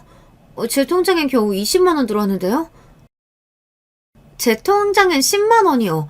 아니, 아버님, 이거 형님한테 금액을 잘못 보냈거나 아니면 저희한테 금액을 잘못 보내신 거 아니에요? 뭐야? 자기는 얼마 받았어? 도련님은요? 아주머님은요? 그러자 모두 자기가 얼마나 받았는지 이야기했습니다. 제 남편과 어린 도련님은 2천만 원, 그리고 둘째, 셋째 도련님들은 각각 1,000만 원씩 받았더군요. 결국 모두가 받은 액수가 다르다는 걸 알게 되자 화가 난 동서들은 아버님께 따지기 시작했어요. 아버님, 설마 치사하게 지금 일부러 금액 다르게 주신 거예요? 아니, 그러면 형님은 왜 1억인데 저는 20만 원밖에 안 돼요? 와, 지금 대놓고 며느리 차별하겠다 이거예요? 돈은 공평하게 나눠주셔야죠. 저도 형님처럼 1억 주세요. 아버님, 어린애도 아니고 돈으로 이게 뭐하는 짓이에요? 그리고 얼마 전에 굴러온 저 도련님이랑 아주버님은 2천만 원씩 주면서 왜 제 남편은 1,000만 원인데요? 이건 기준이 너무 주관적이잖아요. 너무 생각이 짧으시네요. 오랜만에 모여서 가족끼리 싸우는 걸 보고 싶으세요? 저는 평소에도 절대 며느리들한테 싫은 소리 하지 않고 가족들끼리 싸울 일도 만들지 않은 아버님이 이렇게 모두에게 다른 금액으로 용돈을 줬다는 게 밝혀지면 서로 얼굴 붉히고 싸울 걸 알면서도 이 행동을 하신 데에는 이유가 있을 거라고 생각했습니다. 그리고 또 한편으로는 아버님은 동서들이 아버님을 간호하면서 어떤 말을 했는지 알지도 못하실 텐데 왜 이렇게까지 극단적으로 용돈을 적게 주신 건지 이해가 되지 않았어요. 그리고 아버님이 말을 꺼내자마자 모든 것이 납득되기 시작하였습니다. 나는 용돈을 정확히 그 사람에게 어울리는 금액으로 나눠줬다. 더 줄 생각은 전혀 없다. 20만 원, 10만 원 그것도 많이 준 거야. 왜 내가 첫째 며느리랑 다르게 너희한테 겨우 그만큼의 용돈을 줬는지 아니? 너희가 날 대한 태도가 딱 그만큼이었거든. 몰랐나 본데 나는 늘 녹음기를 켜둔다. 내가 아프다는 걸 알고부터 나한테 어떤 일이 생길지 모르기 때문에 언젠가부터 습관이 됐지. 신장 이식을 받기 전 내가 사경을 헤맬 때 너희들이 어떤 얘기하는지 다 들었다. 하루 동안 날 간병하면서 간호사한테 진상짓하고 내가 잠자기도 힘들 정도로 시끄럽게 친구랑 통화하고 나한테 냄새나는 노인이라며 내 똥오줌 치우지도 않고 집에 가버리며 날 무시했지. 그뿐만이 아니다. 내가 빨리 죽어버리길 바랬더구나. 그러면 내 유산을 너희가 가질 수 있을 거라고 생각했기 때문이지. 너희가 날 잘 찾아오진 않았어도 내가 아플 때 뒤에서 이런 행동을 할 줄은 꿈에도 몰랐어. 이걸 다 알면서도 난 너희한테 10만 원, 20만 원을 준 거라고. 아직도 내가 적게 준 거라고 생각하니? 아버님의 말이 끝나자마자 동서들은 아무 말도 못하고 도련님들의 눈치만 보더군요. 도련님들은 정말 꿈에도 생각하지 못한 표정이었습니다. 그러더니 둘째 도련님이 둘째 동서에게 소리치며 결국 이혼하자고 이야기했어요. 그러자 무언가 결심한 듯 셋째 도련님도 일어나서 셋째 동서에게 소리치더군요. 나도 이렇게 양심 없고 무서운 애랑 더 이상 못 살겠다. 이혼하자. 원인은 너한테 있으니까 아무 말도 하지 마라. 도련님들이 이렇게 무섭고 단호하게 이야기하는 건 처음 봤습니다. 동서들도 설마 도련님들 입에서 이혼이라는 단어가 나올 줄은 꿈에도 몰랐는지 아무 말도 못하더군요. 그러더니 아버님께 잘못했다며 싹싹 빌기 시작했어요. 아버님은 그런 동서들을 쳐다도 보지 않고 방으로 들어갔습니다. 그리고 도련님과 동서는 이혼을 두고 싸우기 시작했습니다. 저는 이쯤 되자 아버님의 건강이 걱정돼서 모두 나가달라고 하였고 그렇게 아버님의 생일 파티는 요란하게 끝이 났습니다. 이후 동서들은 저에게 연락을 해오며 이혼을 막아달라고 했지만 제가 할 수 있는 건 없었어요. 결국 도련님들은 더 이상 신뢰를 회복할 수 없다며 이혼을 선택했습니다. 아버님의 녹음기는 이후 이혼을 위한 법정에서도 중요한 증거로 활용되었다고 하네요. 아버님은 이후에도 저에게 많은 용돈을 주셨습니다. 그리고 지금도 1년에 한 번씩 해외로 떠난 어린 도련님이 한국에 올 때마다 아버님과 함께 모여서 같이 밥을 먹고 있어요.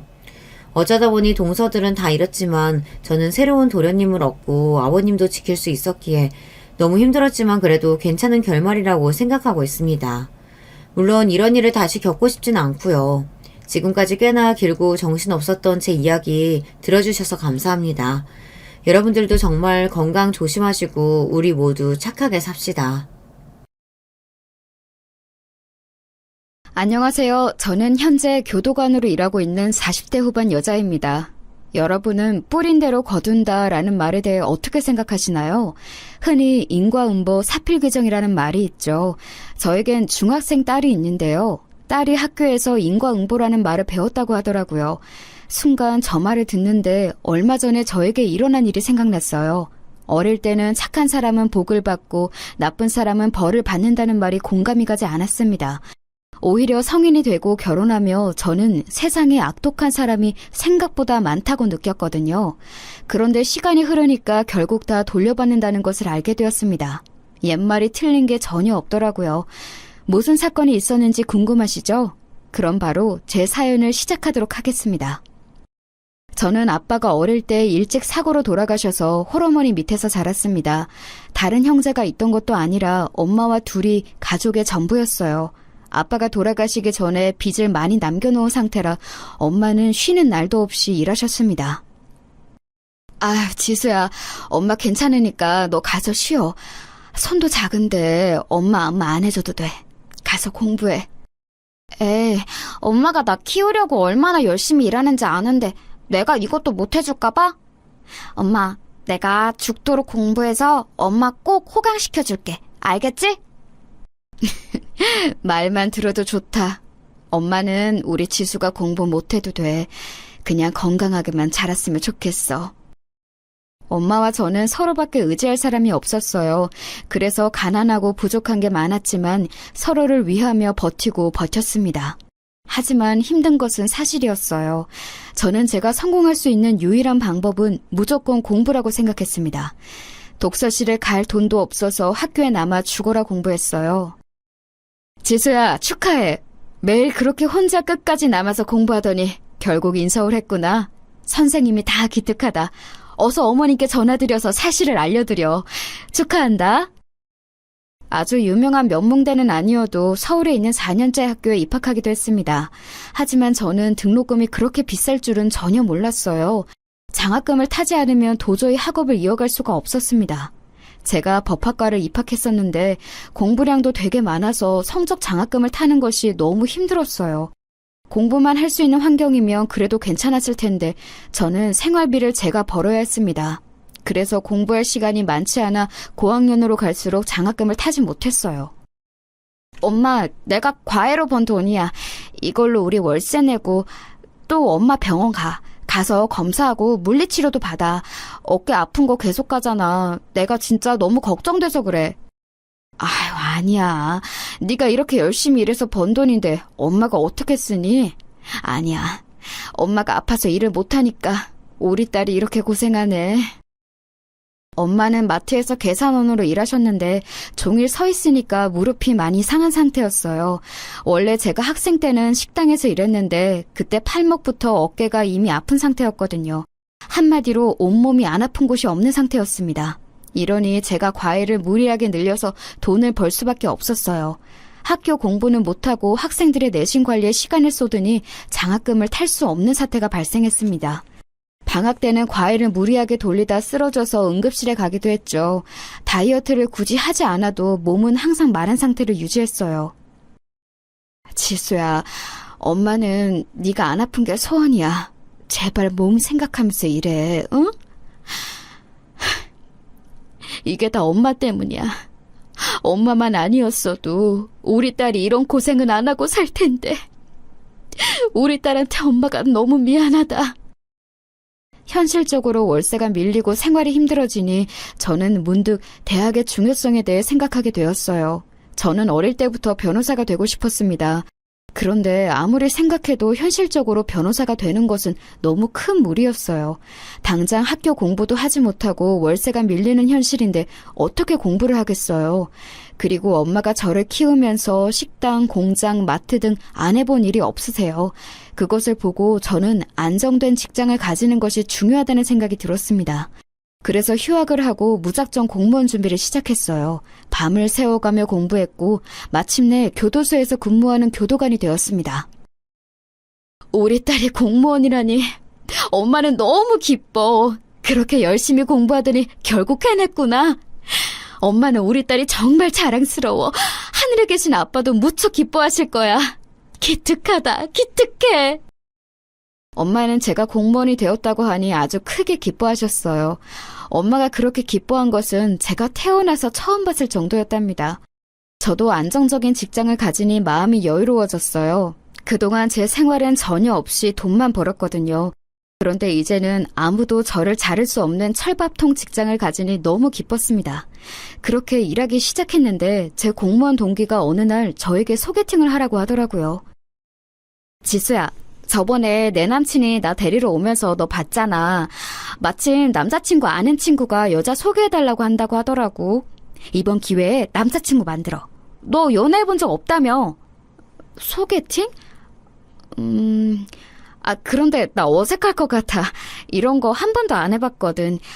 괜히 나갔다가 분위기만 망치면 어떡해? 걱정돼. 에이, 아니야. 그리고 나도 그 오빠 몇 번 봐서 알거든? 성격 진짜 좋아. 네가 어색하거나 불편한 일 없을 거야. 당장 이번 휴무에 뭐해? 이런 건 빨리 얼굴 봐야 하거든. 저는 그렇게 동기의 열렬한 지지로 인생 첫 소개팅을 나가게 되었습니다. 대학생 때 그 흔한 미팅도 나간 적이 없었던 터라 처음 나가는 거라 무척 떨렸어요. 떨리는 마음을 부여잡고 갔더니 생각보다 훨씬 훤칠하고 잘생긴 사람이 있었습니다. 안녕하세요. 지수씨 맞으시죠? 저는 김재성이라고 합니다.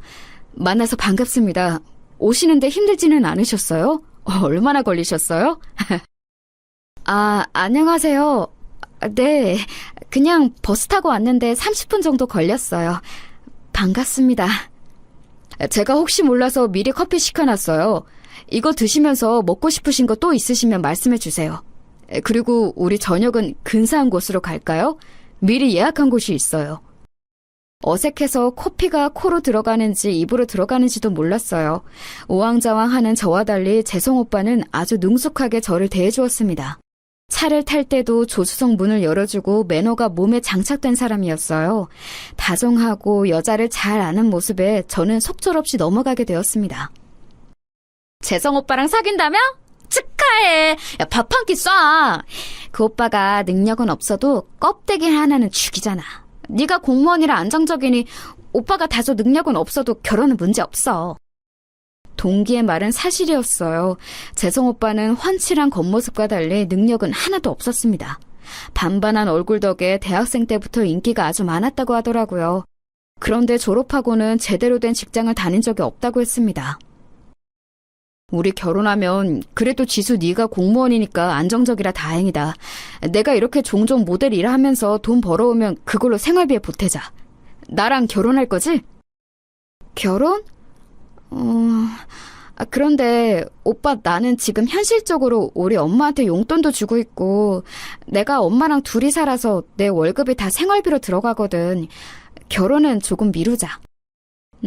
그럼 결혼하고 당분간은 우리 집에서 살자. 안 그래도 내가 엄마한테 물어봤더니 엄마는 며느리가 들어와서 살아도 괜찮으시대. 우리 엄마 완전 짱이지. 재성 오빠는 사귀고 몇 개월이 지나지 않아 계속 결혼을 요구했어요. 심지어 저보고 시댁에 들어와서 살라는 말도 했습니다. 재성 오빠와 저의 공통점이 있다면 바로 홀어머니였습니다. 그래서 더욱 생각보다 빨리 가까워진 계기가 되기도 했어요. 오빠는 제가 엄마에게 용돈을 주는 것을 알고 있었고 결혼해도 계속 주라고 확실히 말했습니다. 순진한 저는 그 말을 그대로 믿고 결혼 얘기를 엄마에게 꺼내게 되었어요. 결혼? 우리 지수가 언제 이렇게 커서 결혼을 한대? 엄마는 너무 기뻐. 엄마가 지수 너한테 해준 것도 전혀 없는데 고맙다. 에이, 뭐가 고마워? 나야말로 없는 형편에 이렇게 키워준 게 너무 고맙지. 이제 결혼하고 아기 낳으면 우리 행복하게 살자. 엄마도 손주 보고 싶다며? 다행이다. 우리 엄마는 제가 결혼한다고 하니 너무 기뻐하셨어요. 재성 오빠를 보고도 잘생겼다고 환영하셨죠. 이렇다 할 직업도 없는 남자였지만 미래 가능성을 보고 결혼 허락을 하셨어요. 제가 공무원이라 찰밥통이니 큰 걱정은 없었죠. 그래서 저는 우리 엄마가 재성 오빠를 환영한 것처럼 시어머니도 저를 환영할 줄 알았습니다. 그런데 그건 제 착각이었어요. 제가 시댁에 처음 인사드리러 간 날 저는 깜짝 놀랐어요. 우리 엄마는 재성 오빠가 인사하러 온다고 시장에 가서 갈비부터 잡채 등 진수성찬을 차리셨거든요. 저도 엄마와 살면서 몇 번 먹어본 적 없는 고급 요리들을 손수 준비하셨어요. 사위를 맞이하려면 이 정도는 기본이라고 하셨죠. 그런데 제가 시댁에 갔더니 준비가 하나도 안 되어 있었습니다. 정확히 말하면 저는 해산물을 개인적으로 못 먹는데 시어머니가 준비한 음식은 죄다 해산물이었어요. 내가 며느리가 인사 온다고 어젯밤부터 준비한 음식인데 입에 안 맞니? 열심히 준비했는데 민망하고 김 빠진다. 이럴 줄 알았으면 그냥 김이나 대충 올려놓을 걸 그랬네. 아, 제가 해산물을 먹으면 알레르기가 올라와서요. 안 먹는 게 아니고 못 먹어요. 죄송해요. 엄마, 내가 지수 해산물 못 먹는다고 했잖아. 지수야, 그래도 우리 엄마가 나쁜 마음으로 그런 건 아니야. 알지? 뭐 라면이라도 먹을래? 아, 아니야. 나 아까 오기 전에 빵 먹어서 배가 고프진 않아. 괜찮아. 어머님, 괜찮아요. 알레르기도 편식의 일종 아니니? 먹는 버릇 들이면 괜찮아질 거야. 몸에 안 받는다고 생각하지 말고 먹어봐.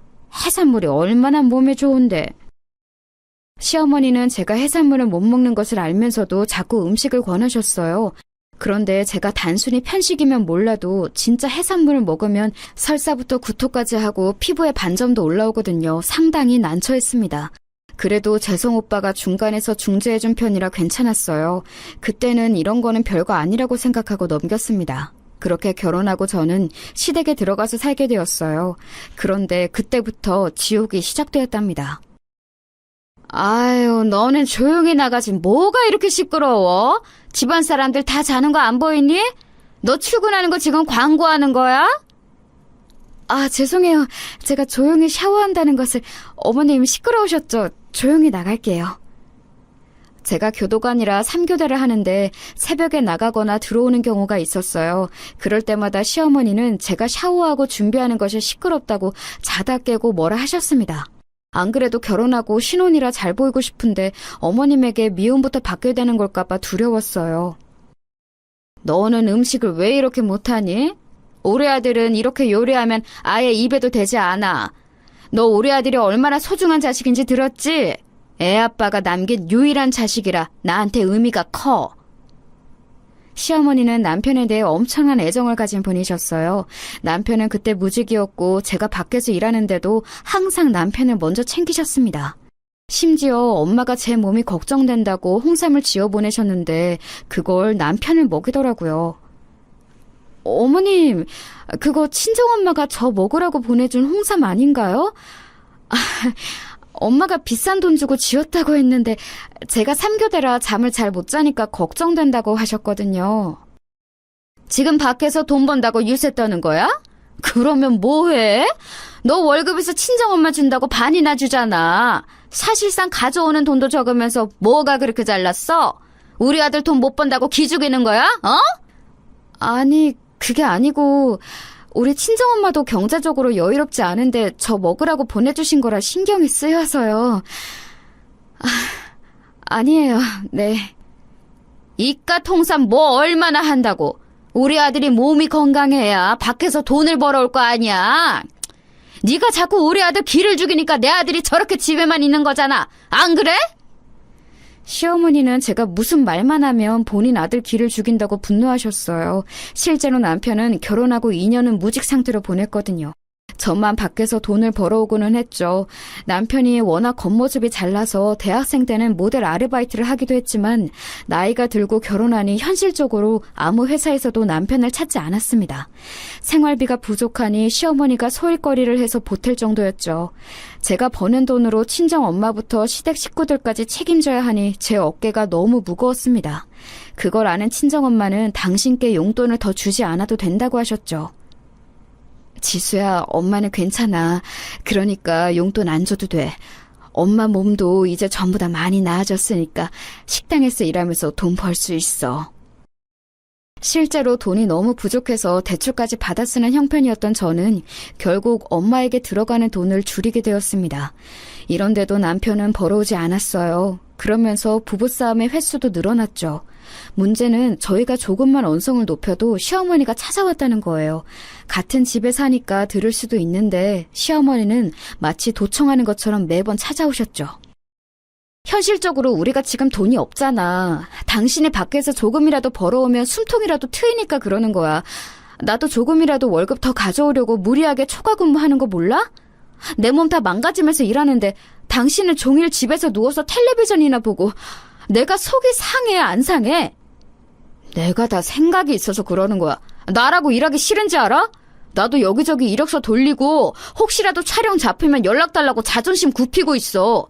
그런데 지금 경기가 안 좋아서 어쩔 수가 없다잖아. 내가 제일 속상해. 왜 자꾸 나한테 그러는 거야? 그러니까 그 모델 일 말고 하다못해 나가서 식당 일이라도 할 수 있잖아. 아니면 공사장 가서 막노동이라도 하면 되는 걸 왜 집에서 이러고 있냐는 거야. 내 말이 무슨 뜻인지 몰라서 그래? 그만해라, 그만해. 네가 지금 여기가 어디라고 하늘 같은 남편한테 소리를 질러? 내가 먹여주고 채워주니까 만만해? 우리 아들한테 지금 뭐 하는 짓이야? 누가 보면 네가 뭐 재벌이라도 되는 줄 알겠다. 겨우 쥐꼬리만한 월급 벌면서 우리 아들한테 소리를 쳐? 네가 제정신이야? 나가! 내 집에서 나가! 시어머니는 제가 남편에게 싫은 소리를 조금이라도 하면 득달같이 쫓아와 저를 집 밖으로 내쫓았어요. 이 과정에서 제 머리채를 잡아 끌거나 어깨와 등에 손을 대기도 하셨죠. 어머니! 이거 놓으세요! 놓으시고 말씀하세요! 여보! 당신은 말려봐! 어머니! 아파요! 그만하세요! 엄마, 그만해! 아우! 남편은 심지어 시어머니가 저에게 손을 대도 크게 말리지도 않았어요. 말로만 그만하라고 할 뿐이었죠. 우리 친정엄마는 제가 힘들게 버는 돈을 가만히 받기만 하는 것이 미안하다며 본인이 나가서 용돈벌이 하는데 집에서 남편이라는 사람은 누워서 하는 것도 없으니 제 속만 타고 있었어요. 결국 저는 무리해서 초과 근무를 하느라 몸 상태가 많이 안 좋아졌습니다. 너희는 결혼한 지 벌써 3년이 지났는데 어째 애가 안 생기니? 우리 아들한테 문제가 있지는 않을 테니 너 병원 가서 검사 좀 받아. 그래도 결혼했으면 당연히 아이는 낳고 대를 이어야지. 이미 몇 번이고 갔는데 병원에서 제 몸 상태가 많이 안 좋대요. 안 그래도 3교대로 일해서 힘든데 무리해서 초과 근무까지 하니까 스트레스로 임신이 안 되는 것 같다고 하더라고요. 그럼 어떡해? 아이는 낳아야 할 거 아니니? 그렇게 무책임하게 말하면 어떡하니? 스트레스 관리도 능력이야. 네가 노력이 부족해서 그런 거니까 노력해서 몸 관리도 열심히 해서 아기를 낳아야지. 저도 충분히 노력하고 있어요. 그런데 마음대로 아이가 쉽게 생기지 않아서 저도 속상해요. 실제로 병원에서는 제 몸이 이미 약해진 상태라 이대로 임신하고 출산까지 하게 된다면 몸이 많이 약해질 거라고 했어요. 그러면서 남편한테도 문제가 있다고 했는데 그걸 시어머니에게 말하면 또 뭐라고 하실 게 분명해서 말하지 않았습니다. 남편의 무능력과 현실적으로 아이가 생기지 않았고 제 몸도 힘드니까 저는 이때 처음으로 이혼 생각이 들었어요. 그리고 해산물을 못 먹는 저에게 시어머니가 매번 해산물 요리를 식탁에 올리는 것도 힘들었습니다. 저도 먹고 살아야 하니 제가 시간을 내어 요리하면 시어머니는 그걸 다 버리셨어요. 이런 행동을 참는 것도 한계가 있었죠. 뭐? 이혼? 어떻게 네가 이혼 얘기를 꺼내? 너도 결혼하고 우리 집으로 들어와서 편하게 살았잖아. 그리고 반찬은 우리 엄마가 해산물을 워낙 좋아하니까 그런 거지. 지수, 너는 항상 우리 엄마를 악역으로 만드는데 우리 엄마 그렇게 나쁜 사람 아니야. 그래, 알겠다고. 어머님 나쁜 사람 아닌 거 알겠다고. 그냥 내가 못 견디겠어. 우리 그냥 아이 없을 때 갈라서자. 나 할 만큼 했어. 그냥 우리 엄마 모시고 편하게 살래. 지수야, 진심이야? 나 너 없으면 안 돼. 미안해. 내가 잘할게. 나 진짜야. 그동안 너한테 못되게 굴었던 거 미안해. 밖에 나가서 돈도 벌어올게. 한 번만 다시 생각해줘. 당장 이번 달에 나가서 돈 벌어올게. 남편은 제가 이혼하자고 강수를 두자 사정함에 빌기 시작했어요. 하지만 지칠 대로 지친 저는 그런 남편의 말이 귀에 들어오지 않았습니다. 시어머니 역시 중간에서 또 제 머리채를 잡고 나가라며 정말 말 그대로 저를 내동댕이 치기도 하셨어요. 이혼? 편하게 일하라고 재워주고 먹여줬더니 뭐 이혼? 나가! 당장 나가! 허구한 날 일하면서 범죄자만 보더니 너도 정신이 어떻게 됐냐? 내 아들 잡아먹지 말고 나가! 이 망할년아! 네, 나간다고요! 이거 놓고 얘기하세요! 자꾸 이러면 경찰에 신고할 거예요! 이혼할 거니까 이거 놓으라고요! 그렇게 저는 친정엄마의 집으로 가서 며칠 머무르게 되었습니다. 공무원으로 일하고 난 뒤 처음으로 병가를 내고 쉴 정도로 마음이 피폐해진 상태였어요. 엄마도 제가 너무 힘들어하니까 아이가 없을 때 이혼하는 것도 좋다고 하셨죠. 남편은 제가 친정에 있는 것을 아니까 계속 저를 찾아왔어요. 지수야, 내가 미안해. 한 번만 다시 생각해줘. 나 진짜 나가서 돈 벌어올게. 지수야, 나 너 없으면 못 사는 거 알잖아. 지수야, 장모님, 지수 한 번만 불러주세요. 지수야, 너 안에 있는 거 다 알아. 남편이 아무리 저를 찾아도 저는 절대 얼굴을 보여주지 않았습니다. 그렇게 며칠이 지나고 저는 몸 상태가 아무리 쉬어도 나아지지 않는 게 이상했어요. 일하는데 어지럼증이 자꾸 발생해서 동료들이 먼저 병원에 가보라고 할 정도였죠. 그렇게 병원에 갔더니 저는 아주 충격적인 소식을 듣게 되었습니다. 환자분 축하합니다. 지금 임신 4개월 차예요. 워낙 몸이 마르시고 또 생리불순이시라 모르셨죠? 그래도 축하드려요. 여기 지금 심장 소리 들리시죠? 네? 아니에요. 임신이라고요? 선생님, 다시 한번 검사해주세요. 진짜 임신이라고요? 정말로요? 아니죠? 임신 맞으세요. 여기 보시면 아기집도 보이시죠? 다음에 내원하실 때는 남편분도 데리고 오세요. 임신이라는 소식에 몇 번을 되물었는지 모릅니다. 믿을 수가 없었는데 의사는 태어난 얼굴로 임신이 맞다고 심장 소리도 몇 번이고 들려주었어요. 무슨 정신으로 집에 왔는지 모르겠습니다. 그날도 남편은 우리 집 앞에 서 있었어요. 남편을 보자마자 저는 참을 수가 없어서 원망의 목소리를 내게 되었습니다. 인간아! 이 망할 놈아! 나 임신이래! 그렇게 가지려고 할 때는 안 생기더니 나 임신이래, 이 사람아! 왜 도대체 내 인생을 이렇게 만들어? 나 진짜... 지수야, 진짜야? 임신? 진짜? 야, 잘됐다! 우리 그렇게 아기 가지는 거 원했잖아. 나는 너무 기쁜데? 지수야, 우리 다시 합치자. 어차피 이혼 서류도 제출 안 했잖아. 야, 장모님, 지수 임신했대요! 세상에! 뭐? 지수야, 그게 정말이야? 임신이라니, 이게 진짜야? 세상에, 어머, 웬일이야? 너무 기쁘다.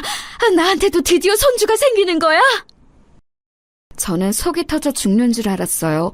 너무 막막하고 현실적으로 돈도 없는데 도대체 어떻게 살아야 하나 걱정이 되었습니다.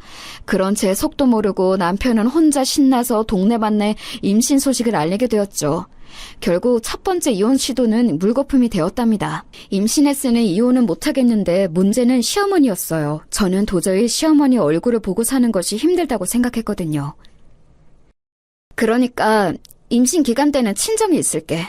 단칸방이라 엄마랑 둘이 사는 게 쉽지는 않겠지만 아무튼 당신이 내가 임신했을 때라도 돈을 좀 벌어서 모아놔. 우리 아기 낳으면 독립하기로 한 거 잊지 말고. 알지? 지수야, 내가 그건 알아서 할게. 나 오늘도 공사장 가서 돈 벌었어. 이것 봐. 바로 현금으로 주더라. 내 핏줄이 세상에 태어난다고 하니까 너무 신나서 힘들어도 웃음이 막 나오더라고. 지금도 너무 기뻐. 천만 다행이었던 점은 바로 남편이 제가 임신하자 나가서 돈을 벌기 시작했다는 점이에요. 임신 기간 때는 남편은 무조건 제 편을 들어주었어요. 시어머니 얼굴을 보는 것이 힘들다고 하니까 제 마음이 편한 대로 하라며 공사장에 가서 돈을 벌고 그 돈을 우리 친정에 가져다 줄 정도였죠. 그래도 김서방 하는 짓 보니까 정신 차렸나 보다. 자기 새끼 생기면 저렇게 변하는 남자들 많아. 그러니까 힘들어도 꾹 참고 버텨. 알겠지? 친정엄마도 남편이 하는 행동을 보고 저에게 오히려 이혼하지 않길 잘했다고 할 정도였습니다. 확실히 친정집에 있으니 마음이 편해서 저도 시어머니의 존재는 잊고 아이 태교에 집중했어요. 중간에 시어머니에게 연락이 오긴 했지만 마음이 불편해서 받지 않았습니다. 그러다 아이가 태어났는데 당장 돈이 없어서 독립을 못하고 있었어요.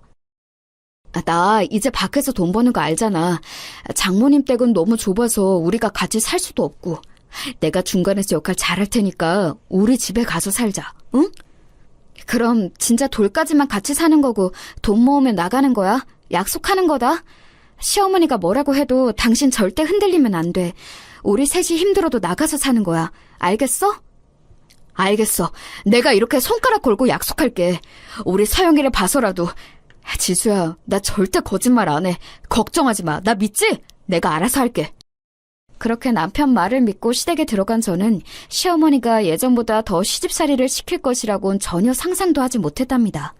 사람은 바뀌지 않는다는 것을 알게 되는 계기가 되었어요.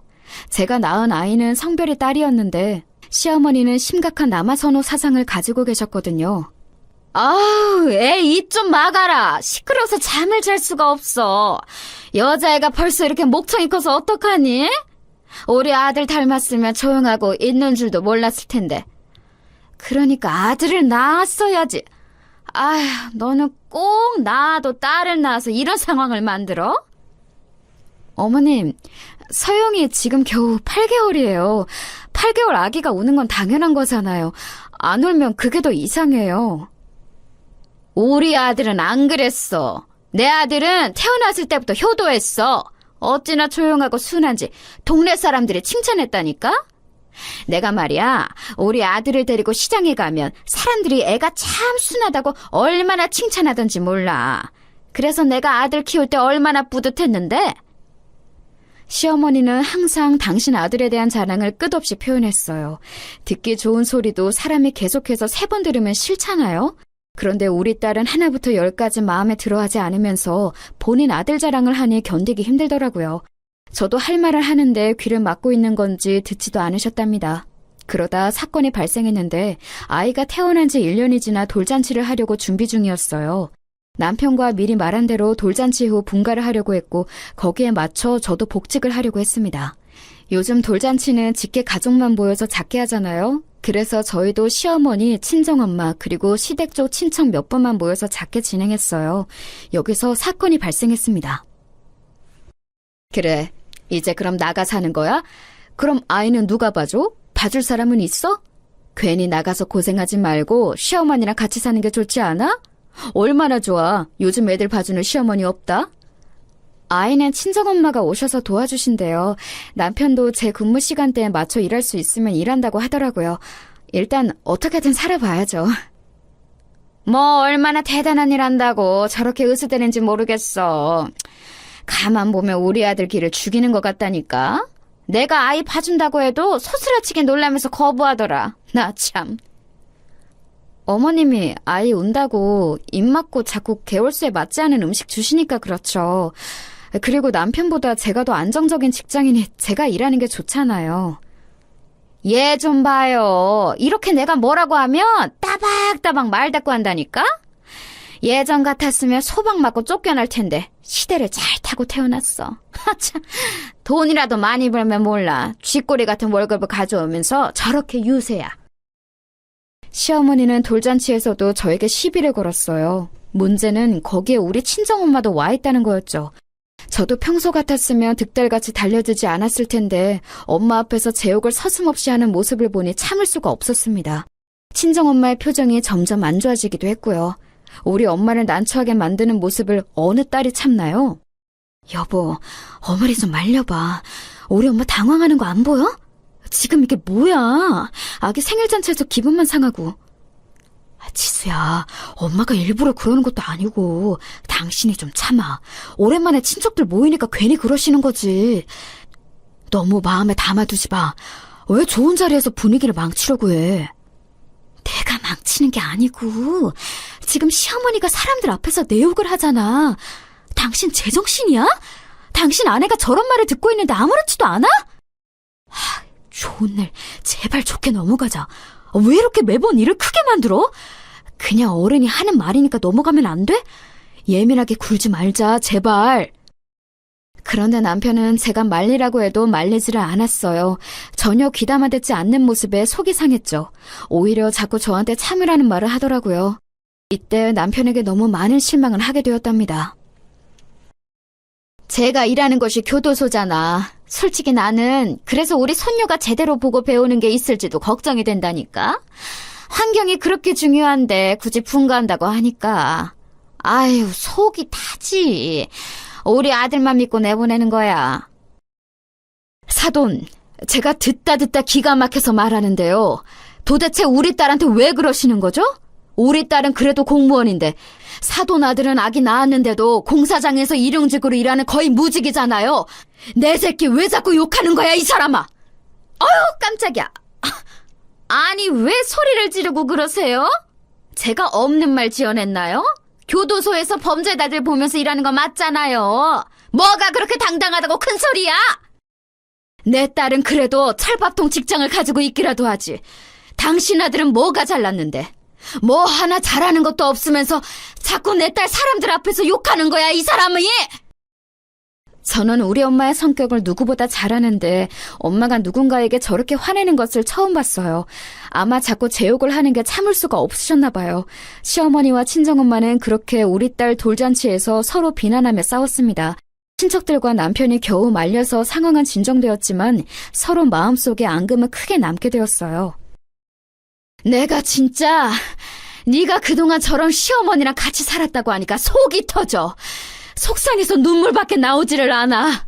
돌아가신 네 아빠가 하늘에서 보고 얼마나 마음이 아프겠어. 저런 집하고 남은 인생 살지 말고 이혼해라. 오히려 엄마가 이혼하라고 할 정도였습니다. 저 또한 전날 시어머니와 남편에게 큰 실망을 하게 되었어요. 그래서 남편에게 다시 이혼 얘기를 꺼냈습니다. 남편은 또 저에게 빌기 시작했어요. 아니, 나 이제 그만하고 싶어. 당신 분명 서영이 돌 지나면 분가하자고 했으면서 그동안 모아놓은 돈도 없더라? 현실적으로 나만 또 나가서 일해야 하는데 어떻게 그 돈으로 살아? 내가 잘할게. 우리 엄마가 그래도 나쁜 사람은 아니야. 또 나한테 우리가 분가하면 아이 봐주러 오신다고 했었어. 그러니까 이혼은 안 돼. 이번 달에 어떻게든 나가서 일할게. 그냥 엄마가 하는 말 듣고 넘기면 안 돼? 매번 저렇게 할 때마다 듣고 넘기라고? 말이 되는 소리를 해. 나를 얼마나 무시하면 우리 엄마 앞에서 내 욕을 해? 난 이제 어머니 얼굴 보는 것도 힘들어. 이제 서로를 위해서 그만하자. 남편은 이혼하자고 아무리 요구해도 끈질기게 매달렸어요. 그러다 결정적인 사건이 하나 발생하게 되었는데요. 이날 이후로 저는 시어머니를 인간으로 취급하지 않게 되었습니다. 돌잔치 사건 이후로 계속 친정에 머물렀던 저는 짐을 가지러 시댁에 갔던 날이 있어요. 그때 시어머니와 마주쳤는데 어차피 이혼할 생각이었어도 마지막은 좋게 마무리하고 싶더라고요. 그래서 시어머니에게 인사하고 집을 떠나려고 했는데 시어머니가 갑자기 아이를 잡고 놔주질 않았습니다. 아기는 놓고 가, 이 망하려나. 갈 때 가더라도 아이는 절대 못 줘. 평생 범죄자들이나 보고 살아라. 내 아들의 자식은 절대 너 같은 애한테 못 줘. 무슨 소리를 하시는 거예요? 딸이라고 싫다고 할 때는 언제고 갑자기 왜 이러세요? 아들 아니라고 우는 소리도 듣기 싫다면서요. 아기 이리 주세요. 서영이도 싫다고 울잖아요. 안 돼. 당장 꺼져. 우리 아들 이혼난 만들면서 그럼 내가 곱게 보내줄 것 같았어? 급기야 시어머니는 아이를 데리고 안방으로 도망가서 문을 잠갔습니다. 기가 막혀서 남편에게 전화를 걸었더니 심지어 남편은 대낮부터 친구와 술을 마시고 있었어요. 아들이나 엄마나 이 지긋지긋한 집안과는 다시는 엮이지 말아야겠다는 생각이 들었습니다. 잠시 후 남편이 술에 취해 제대로 걷지도 못한 채로 집에 들어왔어요. 야, 지수야. 이혼? 그래, 이혼해. 나도 이제 너한테 피는 것도 힘들다. 나가라고. 내가 뭐가 부족해서 너 같은 애랑 사냐? 나가! 남편은 술에 취해 거실에 대자로 뻗어 저한테 나가라고 하고 시어머니는 우는 아이에게 울지 말라고 소리치며 안방에서 문을 열어주지 않았습니다. 인내심이 바닥난 저는 결국 경찰을 불렀어요. 시어머니는 경찰이 문을 두드려도 문을 열지 않더라고요. 어이, 경찰 아저씨! 우리 그냥 평범한 부부싸움이에요. 그냥 가쇼, 가. 여기 내 집이야! 안 나가! 나가라고, 나가! 내가 이래서 공무원 안 좋아해. 저기 저 여자도 교도소에서 일하는 공무원인데 내가 도저히 못 견디겠어. 다 나가! 야, 너도 나가! 남편은 급기야 경찰한테 행패를 부리고 저한테도 나가라고 소리를 질렀어요. 아유, 선생님, 그냥 이혼하세요. 진짜 이런 집안하고는 엮이지 않는 게 최선이에요. 내가 내 딸 같아서 그래요. 뭐 이런 집안이 다 있어? 최악이네요. 심지어 신고를 받고 나왔던 경찰이 저에게 이혼하라고 할 정도면 말 다 했죠.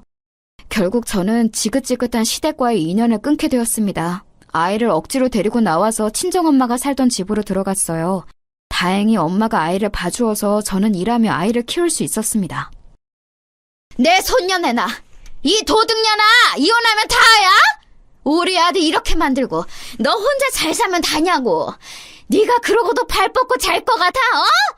너 밤길 조심해. 동네 사람들 여기 못된 년이 살아요. 하지만 시어머니가 자꾸 주기적으로 찾아와 저를 괴롭혔어요. 친정엄마가 경찰에 신고해도 그때뿐이었습니다. 남편도 계속 찾아와서 다시 합치자고 끊임없이 요구했고 결국 저는 근무지역으로 옮기기까지 했습니다. 이렇게 지긋지긋하게 시댁과의 인연을 끊어낸 저는 다시는 저 집안과 엮이고 싶지 않았죠. 지역을 옮기고 그동안 모은 돈으로 집을 새로 얻어 친정엄마와 딸과 같이 셋이 살았는데 너무 행복했어요. 사실 돈은 여전히 부족했지만 사랑이 가득한 집이었답니다. 엄마, 할머니, 사랑해요. 나는 엄마랑 할머니가 있어서 너무 행복해. 우리 평생 이렇게 셋이 같이 살자. 오래오래 할머니 100살까지 살아. 우리 서영이를 봐서라도 할머니가 오래 살아야겠다. 우리 강아지랑 할머니랑 평생 행복하게 살자. 알겠지? 할머니도 우리 서영이 사랑해. 친정엄마가 딸을 봐주니까 저 혼자 돈을 벌어야 했는데 그래도 즐거웠어요.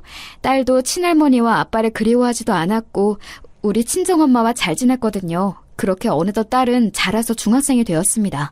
혼자 가장 역할을 하며 당연히 힘들었던 기억도 많았어요. 하지만 제가 시댁에서 살면서 시집살이를 당했던 날들을 생각하면 다시는 돌아가고 싶지 않았죠. 시간이 지나면 잊혀질 줄 알았던 감정은 쉽게 사라지지 않았어요. 오죽하면 저는 꿈에서도 시어머니가 나왔습니다. 얘, 내가 너 출근하기 전에 속 든든히 먹고 가라고 밥 차렸다. 이런 시어머니가 어디 있니? 너는 정말 복 받은 거야. 어머니, 저 해산물 못 먹는다고 몇 번이나 말했잖아요. 갈치조림, 멸치볶음, 홍합 미역국... 이러면 저 먹을 수 있는 게 맨밥밖에 없어요. 저 위에서 만들어주신 것은 감사한데요. 알러지 때문에 죄송해요. 됐다. 힘들게 밥을 차려도 대놓고 싫다고 하는데 앞으로 내 집에서 아무것도 먹지 마. 시어머니 억울해서 살겠냐? 며느리가 시어머니한테 이래도 되는 거야? 어? 새벽에 악몽을 꾸고 일어날 정도로 시집살이에 대한 기억이 좋지 않았어요. 오죽하면 저는 시어머니가 단팥빵을 그렇게 좋아했는데 단팥빵만 봐도 시어머니 얼굴이 떠올라서 괴로웠습니다. 빵만 봐도 시어머니의 목소리가 들리는 기분이 들었죠. 그 정도로 시어머니의 존재는 저에게 안 좋은 기억으로 남아있었어요. 그래도 확실히 안 보고 사니까 기억이 점점 흐려지긴 하더라고요. 최대한 딸과 친정엄마를 보며 좋게 생각하며 지내던 어느 날이었습니다. 그날은 다른 날처럼 똑같이 일하고 있었어요. 동료가 새로 들어온 수감자 중에 골치 아픈 사람이 있다는 말을 저에게 하더라고요. 워낙 장소가 교도소라 이상한 사람이 많아서 그런가 보다 생각하고 넘겼는데 말을 들어보니 심각하긴 했습니다. 저 아줌마 진짜 성격 장난 아니라서 들어오자마자 사고를 쳤어요. 처음 본 같은 방 사람들한테 시비를 걸더라니까요. 저 정도면 여기 오기 전에는 얼마나 사고를 치고 돌아다녔을지 눈에 보인다니까요. 사기죄로 들어왔다고 하던데. 도대체 어느 정도길래? 내가 이따 교대하면서 좀 볼게. 보통 그래도 첫날이면 자기 성격 숨기고 살던데 특이하네. 동료들이 치를 떨며 싫어하길래 저는 궁금함이 생겼습니다. 마치 교대 시간이 다가와서 그 방으로 가서 얼굴을 본 순간 저는 그 자리에서 아무 말도 못하고 얼어붙었어요. 그 수감자와 눈이 마주쳤는데 수감자도 저와 같이 놀래서 눈이 동그래졌습니다. 어머, 세아가 너 지수 맞지? 세아가 오랜만이다. 야, 여기서 다 만나네. 어머, 웬일이니? 반가워. 나 알지? 네 시어머니였잖아. 내가 잘해줬던 거 알지? 이 사람들아, 여기 교도관 내 며느리였어. 나한테 잘하라고. 몸이 굳어 움직이지 못하는 저와 달리 시어머니는 저를 반가워하더라고요. 도대체 무슨 염치로 저를 반가워하는지 이해가 가지 않았습니다. 같은 방 수감자들은 저와 시어머니 얼굴을 번갈아서 쳐다보더라고요. 다시는 살면서 마주치고 싶지 않았고 그래서 이사까지 했는데 이렇게 마주칠 줄은 전혀 몰랐습니다. 야, 지수야, 서영이는 잘 지냈니? 내가 우리 서영이랑 너 보고 싶어서 얼마나 힘들었는지 몰라. 이렇게 마주치니까 너무 기쁘다. 내가 너 아침에 출근하기 전에 밥 차려줬던 거 기억나지? 아이고, 반가워. 시어머니는 계속해서 저를 반가워했고 저는 정신 차리고 그 자리를 피했어요. 자리로 돌아와서 가만히 생각하는데 속에서 무언가 올라오더라고요. 저를 보고 오히려 못 본 척을 하는 것도 아니고 저렇게 뻔뻔하게 아는 척을 할 줄은 전혀 몰랐습니다. 그런데 시어머니는 그 뒤로도 제가 방을 확인하려 가면 계속해서 으스댔어요. 지수야, 너를 보니 우리 서영이가 보고 싶다. 우리 손녀는 잘 지냈니? 너는 내가 그렇게 잘해줬던 거 기억은 해? 조용히 하세요.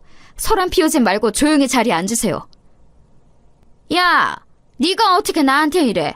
내가 너한테 얼마나 잘해줬는데 은혜를 이런 식으로 갚아? 네가 그러고도 사람이야? 심지어 제가 아는 척을 하지 않자 뻔뻔하게 나오기 시작했습니다. 하긴 저렇게 사람이 앞뒤가 달라야 억 단위로 사기도 치고 그러는 거겠죠?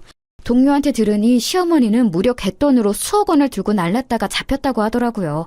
자꾸 내 딸의 이름을 언급하는 것도 짜증나는데 자기가 잘해줬다고 하는 것을 보니 속에서 울컥하고 올라왔습니다. 그러다 제가 복수할 수 있는 일이 일어났어요. 시어머니는 워낙 문제가 많았는데 그 방에 유독 성격 더러운 수감자가 있었거든요. 둘이 싸운다는 소식을 듣고 달려갔는데 사실 그건 싸움이 아니고 시어머니가 일방적으로 맞는 거였죠.